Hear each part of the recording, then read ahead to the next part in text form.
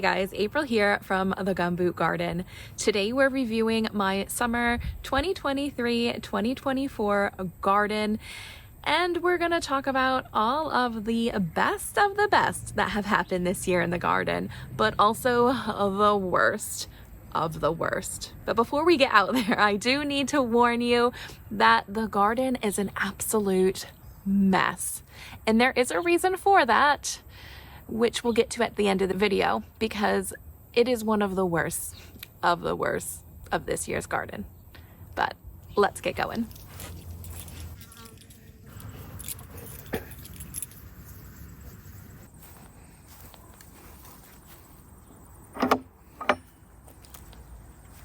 So we're out here amongst my beautiful zinnias and my strawberry bed, and these are two of the really positive and fantastic things that have gone on in this year's garden. This strawberry bed has become so lush and is such a huge change from the beginning of spring. I had started a new strawberry bed.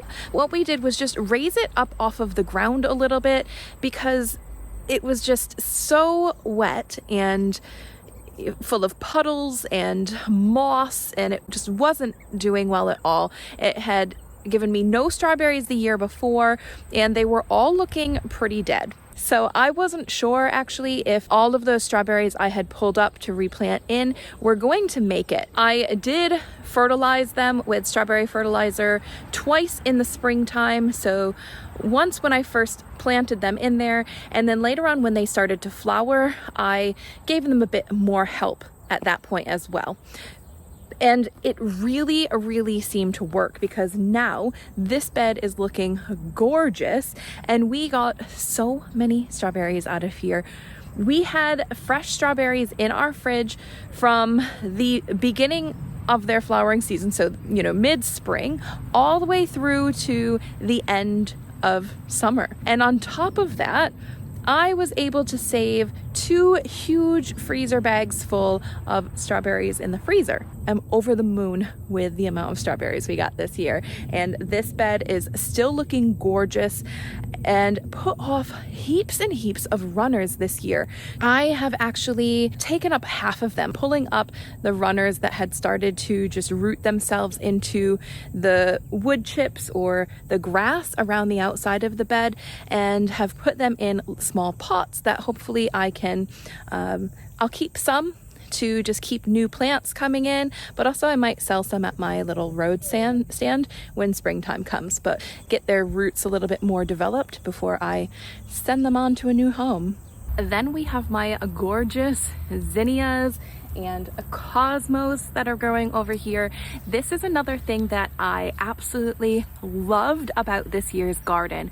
They look so beautiful, and I only planted a few of them this year, so next year I want to plant a lot more so I can make some bouquets to put in on our kitchen and in our living room, and maybe even by the roadside stand for others to enjoy. I can't believe how much they've actually bushed out. So the only thing is that as they were bushing out, I didn't have anything holding them up, so they've all kind of toppled over, and all of their extra little stems are just growing up. So it's a bit of a weird thing. So next year I'm going to have to give them a little bit more structure to keep them upright, and that's going to be so gorgeous next year, and I'm going to plant more of them. I'm so excited for next year's growing season already, and we're just finishing up this year's. Now we're gonna turn the camera a little bit this way, and you can see my calendula that's growing here. We had tons and tons of calendula this year, and that's exactly what I had wanted. I had done a whole row here along this fence in calendula in hopes that I could save and dehydrate a lot of the flowers to then make calendula oil, and then use that calendula oil to make a salve, and which I haven't done yet, but I've dehydrated tons of calendula flowers. I have put some in oil already and strained them, and the next step will be to make a salve just to kind of, you know, put on our skin. It helps really well with dry skin, so that's another thing that we have to try this winter. Another success here in the garden. And yes, I am fully aware that these calendula aren't looking as good right now. We've got a lot of deadheading to do, but there are still some coming.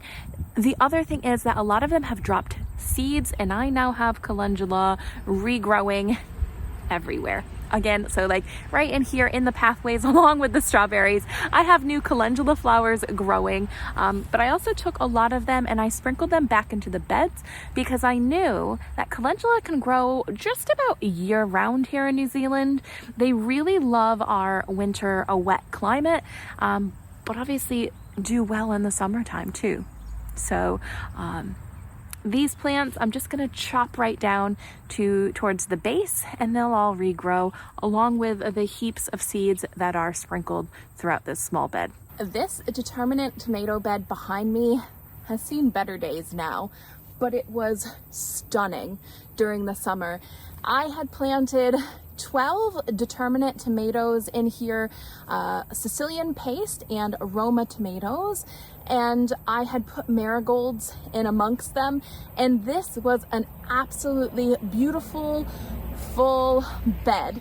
The tomatoes grew so well. I was able to take out kilos upon kilos of tomatoes from just this bed alone. And I have preserved so many different canned tomatoes this year. And that was one of my main goals that I wanted to accomplish in this year's growing season. So I will be doing this same thing again next year. Another bed of determinate tomatoes to get all of that nice tomato sauce. However, instead of planting the 2 varieties like I did this year in that bed, now I've actually seen which variety I like better and was able to get a larger harvest from. So next year I will cut the Romas out and just do a Sicilian paste tomato in there. I've chosen the Sicilian paste tomatoes rather than the Romas because the Sicilian paste are actually much larger and denser and even taste better than the Romas, and they produced more as well. Now, just behind me is where I had all of those colorful garden stakes pounded into the ground with my zucchinis growing vertically up them. And I loved having those stakes in the garden. They were so bright and brought in such a positive energy to the garden that I definitely want to do that again next year.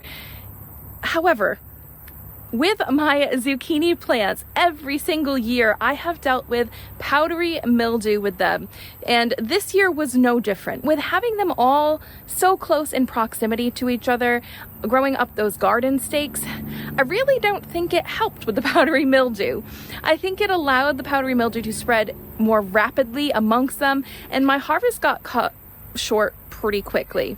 So next year I want to spread out those garden stakes. I might plant a couple behind me, but then I might also plant some over on the corners of my tomato bed, over on the corners of my raised beds, and just spread it out quite a bit so that they're all not together catching that powdery mildew to help elongate some of the harvest for my zucchini, because I do love zucchini. Now let's talk peppers. Because we'll be honest here, my peppers did not do well this year.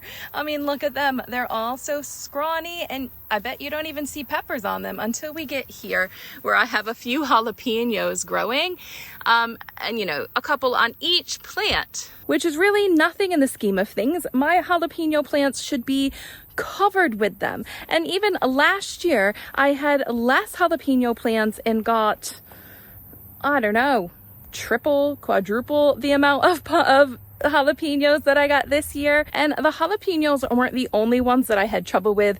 It was all of them. This was my tomato bed where I did have my indeterminate tomatoes climbing up this trellis here. And then I had my peppers in front. Now I think they would have been fine if that's all that I had growing in there, but it wasn't. I had marigolds planted in there, which I thought my marigolds were going to stay small and compact.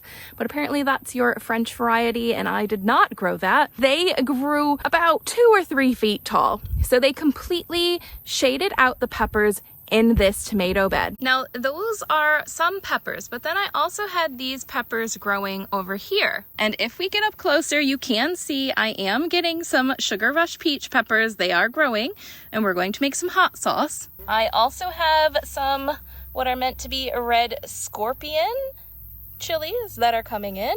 And these little Thai chilies, which I'm not quite sure if they're going to ripen for us.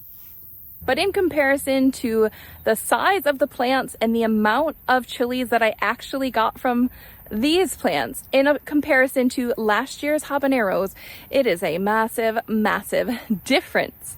So something went wrong this year. And I think the issue over here is this soil that we have.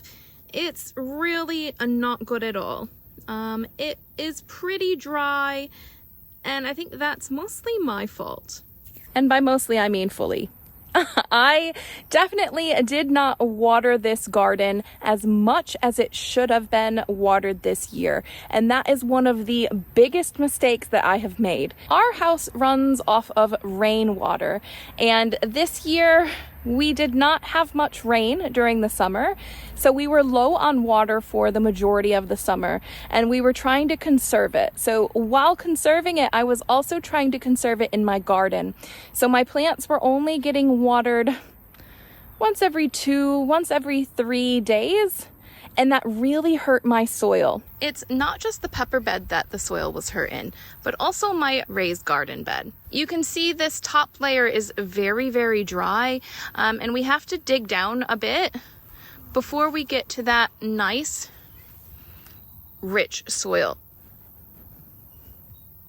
The same holds true again over in this in-ground bed. This soil is looking terrible. Really. So I have a lot of hard work to do this winter to recover my soil, and I'm hoping that we actually have a rainy season so it can really get a lot of moisture back into the soil and help bring it back to life a little bit. Pukeko. When next summer comes, then we are going to have to cover the soil. I will not make the mistake again by leaving too much soil uncovered in the hot sun again. I'm going to buy a bale of pea straw and just use that as mulch over all of the bare parts of my garden. Another thing that I want to work on in next summer's growing season is how to properly fertilize my plants. And I'm not really sure what this looks like, because I know that plenty of people say if you have nice soil, you're topping it with some compost at the beginning of the season, you're watering properly, you have mulch on top of your soil, then there's no issue. There's no need to add any more to the soil. But then I know there are people who do add an extra little boost for the plants throughout the summer as they start to flower and fruit. So it's something that I need to look more into. If you guys have any pointers or books that you've read on how to keep your plants nice and strong and healthy throughout the whole summer, link that down in the comments below, because I'd really like to hear from you guys, or get any resources that you've found really helpful, and I'm sure lots of others would like to hear as well. But there is one more thing I wanted to talk about, which was a big negative in my garden this year, and that was the spiders. Oh my god, the amount of nursery web spiders that have been in and around my garden this year is unbearable to me. And I know I have talked a lot about these spiders, but I can't help it. It has really impacted me this garden season. I have never liked spiders. You might call it a phobia. And I've really gotten better with it. But these nursery web spiders are like so big that I honestly can't handle them. And they have been in and around my garden all year. I'm really struggling to feel comfortable in the garden, to enjoy the garden, I don't want to be in the garden. That is the primary reason why I haven't been out in the garden much, and it's very overgrown and it's not looking as beautiful and lush as it did in previous years or even at the beginning of this growing season. And I know the spiders are good. They are good to have in the garden. They're eating loads of other pests that are going to be in there. I didn't have any pest problem this year. It's just been the spiders that have been in there, but I'd almost rather have the pests and not the spiders. And I know it sounds ridiculous. There are so many other things that I could be struggling with, but these spiders, they're really killing my vibe. They're not poisonous. They're just very big. So I need to try and get over this phobia, because at the minute, like I said, I'm good with most spiders. It's just these large ones that I have an issue with. So I need to solve this before I go into next summer's growing season, in case I have to deal with them again. But those are my issues and really good positive things that I've been dealing with in the garden. I will keep gardening even though the spiders are there. I have a lot of things that I have been preserving over the summer that I'll share with you guys throughout this winter season. I hopefully will have some winter crops going in. There's plenty of work to do in the garden. There are plenty of things that I need to preserve or have preserved. So there's lots to share with you guys from now until the next summer season. If you enjoyed this type of video, give it a like down below, and share some of the things that you're really enjoying about going into this summer season, because I know many of you are just starting your summer where I've just finished mine. So give me a couple comments of the things that you are excited for, so I can kind of live vicariously through you for these next few months. But that's it for today, guys. I will catch you in the next one. See ya.